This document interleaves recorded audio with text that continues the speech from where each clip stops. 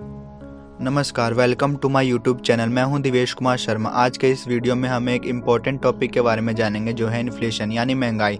इसको हम इस तरह समझ सकते हैं कि आज के दिन अगर आप कुछ सामान खरीदते हैं जिसका प्राइस है 100 रुपये, लेकिन 1955 में उसका प्राइस होता 2 रुपये, यानी आज के दिन के 100 रुपये 1955 में 2 रुपये के बराबर है। ये है इन्फ्लेशन।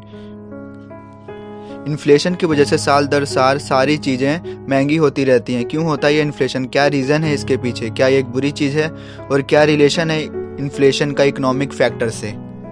इन सभी चीज़ों की बात करेंगे हम आज के इस वीडियो में, जहां मैं आपको इन्फ्लेशन के बारे में बताऊंगा। आइए देखते हैं। सबसे पहला सवाल, ये इन्फ्लेशन होता क्यों है? कौन करा रहा है ये इन्फ्लेशन को? क्या सरकार अपनी मनमर्जी से दाम बढ़ा रही है? ऐसा नहीं है।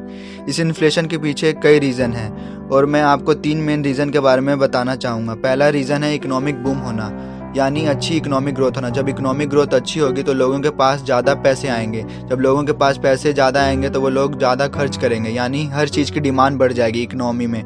जब डिमांड बढ़ेगी तो बिजनेस और कंपनी चीज़ों को बना रहे हैं वो देखेंगी कि हम चीज़ों के प्राइस बढ़ा सकते हैं और प्रॉफिट कमा सकते हैं, क्योंकि खरीदने वाले लोग ज़्यादा हैं तो वो चीज़ों के प्राइस बढ़ा देंगे और इससे इन्फ्लेशन हो जाएगा। को एक एग्जाम्पल से समझते हैं। एक बुक है जिसकी डिमांड बहुत ज़्यादा है पर सप्लाई बहुत कम है, कि अगर उस बुक को 1000 लोग खरीदना चाहते हैं और उसकी सप्लाई है सिर्फ 100 बुक, तो आप खुद सोचिए कि किसी चीज़ की डिमांड इतनी ज़्यादा है और सप्लाई कम है तो उस प्रोडक्ट की प्राइस बढ़ेगी, जिससे इन्फ्लेशन होगा। तो बुक के प्राइस में इन्फ्लेशन होगा। तो इस इन्फ्लेशन को कहते हैं डिमांड पुल इन्फ्लेशन। दूसरा रीज़न है रॉ मटेरियल की प्राइस में बढ़ना। ये अलग अलग रीज़न की वजह से भी हो सकता है, जैसे चावल गेहूँ महंगे हो गए एक ख़राब मौसम की वजह से। सरकार ने कोई नया टैक्स लगा दिया रॉ मटेरियल पे। जो कंपनी प्रोडक्ट को बना रहे हैं रॉ मटेरियल को यूज़ करके, उनका ये बनाना महंगा पड़ेगा और प्रॉफिट में रहने के लिए उन कंपनी को अपना प्राइस भी बढ़ाना पड़ेगा उन प्रोडक्ट की वजह से, जिससे इन्फ्लेशन होगा। इस इन्फ्लेशन को कहते हैं कॉस्ट पुश इन्फ्लेशन। और तीसरा रीज़न है करेंसी डेप्रिसिएशन।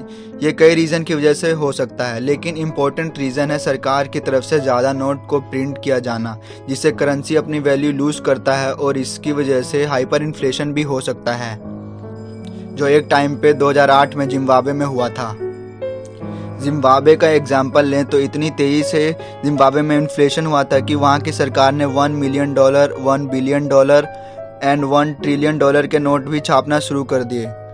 इस हद तक वैल्यू लूज कर सकता है पैसा एक हाइपर इन्फ्लेशन के केस में। तो अब सवाल ये उठता है कि ज़्यादा इन्फ्लेशन होगे तो हाइपर इन्फ्लेशन हो जाएगा, जो ठीक नहीं है, और कम इन्फ्लेशन होगा वो भी ठीक नहीं है, क्योंकि इसकी वजह से अनएम्प्लॉयमेंट भी बढ़ जाएगी। तो एक बैलेंस इन्फ्लेशन क्या है जो एक देश को रखना चाहिए? डेवलप्ड कंट्री के लिए इन्फ्लेशन रेट है 2%, जो कि कंट्रीज के सेंट्रल बैंक और सरकारों ने डिसाइड किया है।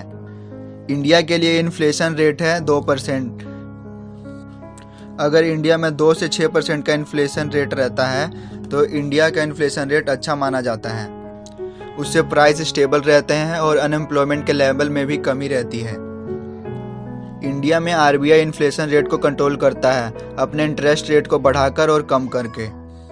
अगर इंटरेस्ट रेट बढ़ाएगा आरबीआई, जिससे रेपो रेट कहते हैं, जो कि बैंकों को लोन देता है, तो कम बैंक लोन लेना चाहेंगे और बैंक अपने इंटरेस्ट रेट बढ़ाएंगे, जिससे लोग बैंकों से कम लोन लेना चाहेंगे, जिससे कम पैसा सर्कुलेशन में आएगा और इससे इन्फ्लेशन कम होगा।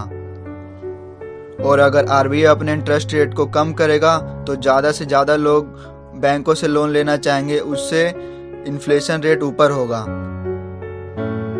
तो इस प्रकार आरबीआई इन्फ्लेशन रेट को कंट्रोल कर सकता है। अगर आपको ये वीडियो अच्छी लगी हो तो लाइक करें और शेयर करें और कमेंट करना ना भूलें। धन्यवाद।